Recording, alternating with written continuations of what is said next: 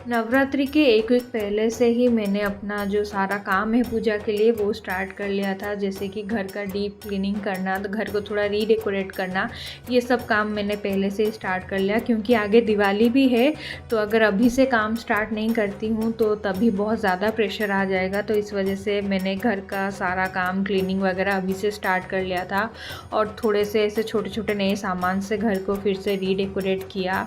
और ये मैं रात को 12 बजे आई मीन नवरात्रि के प्रीवियस वाले डे रात को मैं ये माता जी की चौकी सजा रही हूँ क्योंकि सुबह मुझे पूजा करना है, नवरात्रि का कलश स्थापना करना है। और फिर नेक्स्ट टाइम मैं उठ गई सुबह 4 बजे। बाहर एकदम अंधेरा था, थोड़ा ठंड भी लग रहा था क्योंकि विंटर आ गए हैं। और मैं नहा के अच्छे से घर को क्लीन करके लग गई नेक्स्ट मेरा पूजा करने के लिए।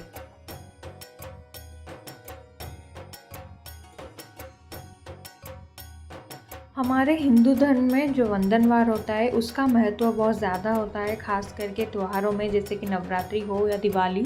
तो ये वाला वंदनवार मैंने अमेज़ॉन से ऑर्डर किया था और ये आसपास 150 के पड़ा था, पर क्वालिटी बहुत अच्छा था और ये बहुत सुंदर लग रहा था।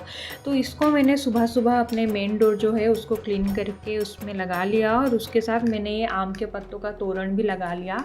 आम के पत्तों का तोरण जो होता है वो हर पूजा में बहुत शुभ होता है, तो इसको तो मेन डोर में लगाते हैं हर घर में। तो इसके बाद मुझे करना था बाकी का काम। तो मैंने स्टार्ट किया जो दहलीज पूजन है वो, क्योंकि जब भी हम कलश स्थापना नवरात्रि में करते हैं उससे पहले हमें दहलीज पूजा करनी होती है, जिसमें हम माँ का जो पद चिन्ह होता है वो बना के कुमकुम से और हल्दी से बना के, ये शुभ होता है, इसको बना के हम माँ को अपने घर में बुलाते हैं कि माँ हमारे घर में आप आके पधारो। फिर मैंने अपने जो बाल गोपाल है और बाल राधा रानी है उनको स्नान करवाया और उनको नया ड्रेस पहना के उनको सजा लिया नवरात्रि के लिए।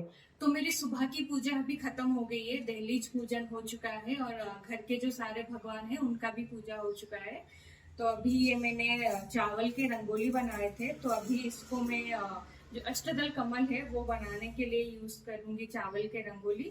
मुझे थोड़ा रेड चाहिए था बट हाँ ये थोड़ा पिंक हो गया, कोई नहीं।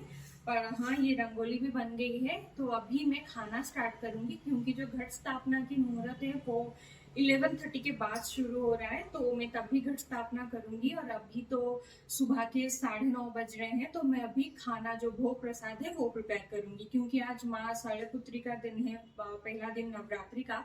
तो उनको घी बहुत पसंद है भोग में, तो मैं घी से उनके लिए सूजी का हलवा बनाने की कोशिश करूंगी। तो हाँ ये है मेरा अभी तक का अपडेट, आगे मैं आपको अपडेट देती जाऊंगी। नवरात्रि में कलश स्थापना के साथ जुआरे लगाना भी बहुत ज़रूरी होता है। तो मैंने एक मिट्टी का पात्र लेके उसमें मिट्टी अच्छे से डाल के उसमें थोड़े जुआरे डाल दिए और उसको अच्छे से हल्दी कुमकुम से सजा लिया ताकि मैं जो कलश स्थापना है उसके साथ ये जुआरे भी लगा सकूं। उसके बाद घट स्थापना के पहले मैंने अपनी जो माता रानी है, जो मेरी माता रानी की दुर्गा जी की मूर्ति है, उनको पंचामृत से स्नान करवाया।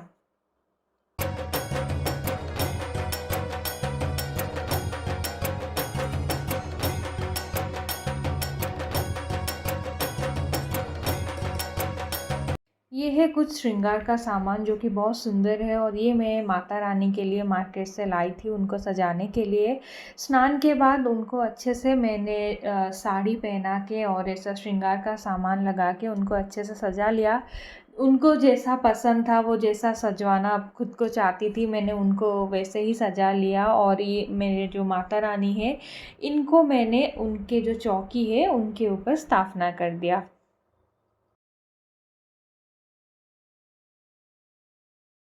तो ये है 16 श्रृंगार जो कि मैं माता रानी को चढ़ाने वाली हूँ। नवरात्रि के लिए मैं हर साल माता रानी को 16 श्रृंगार चढ़ाती हूँ, तो इस साल भी मैंने ये सब मतलब मार्केट से मैं ले आई हूँ।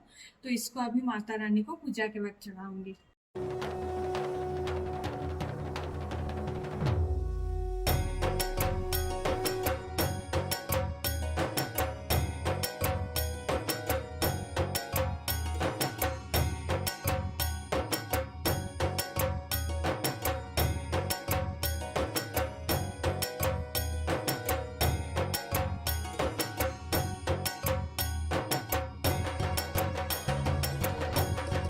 और इस तरह से मेरा पूजा ख़त्म हुआ और उसके बाद मैंने माता रानी और लड्डू गोपाल के लिए घी से सूजी का हलवा बनाया।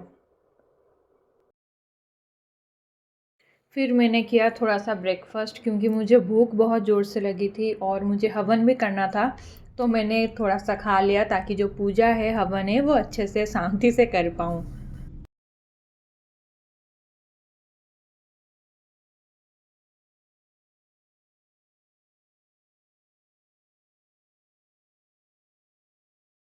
हवन ख़त्म करने के बाद मैंने पैरों में अलता लगाया, जो कि बहुत शुभ होता है। हमारे यहाँ नवरात्रियों में मेहंदी अलता लगाते ही लगाते हैं क्योंकि माता रानी को 16 श्रृंगार बहुत पसंद है और ये उसी का एक पार्ट है। वैसे ही मेरा जो पहला दिन का नवरात्रि था, घर स्थापना था, वो सब अच्छे से पूरा हो गया और माता रानी भी बहुत ही सुंदर लग रही थी। उन्होंने अपने आप को बहुत ही सुंदर सजाया था।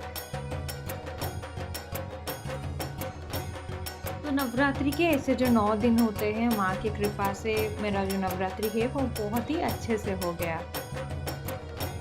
अष्टमी के दिन मैंने फिर से माता रानी का नया वस्त्र से श्रृंगार किया और कन्या पूजन किया। वीडियो में लेना भूल गई थी, तो आप लोगों के साथ यहाँ फ़ोटो शेयर की हूँ।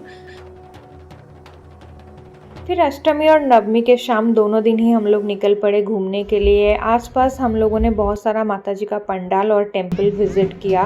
हर जगह हर एक पंडाल में डिफरेंट टाइप्स के इवेंट्स भी हो रहे थे, वो भी हम लोगों ने अटेंड किया।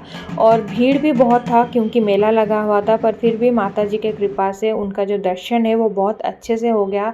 माता रानी हर एक पंडाल में अलग अलग रूप से शोभा पा रही थी, उनका अलग अलग रूप से वो दर्शन दे रही थी। और उसके बाद ही हम लोगों ने इस्कॉन जाके वहाँ पे भी विज़िट किया, दर्शन किया।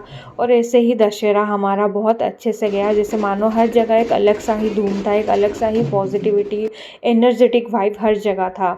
तो मेरा दशहरा और नवरात्रि इस साल बहुत ही अच्छा गया और मैं उम्मीद करती हूँ आप सबका भी दशहरा बहुत अच्छा गया होगा। और आप सभी को मेरे तरफ से जय माता दी, राधे राधे।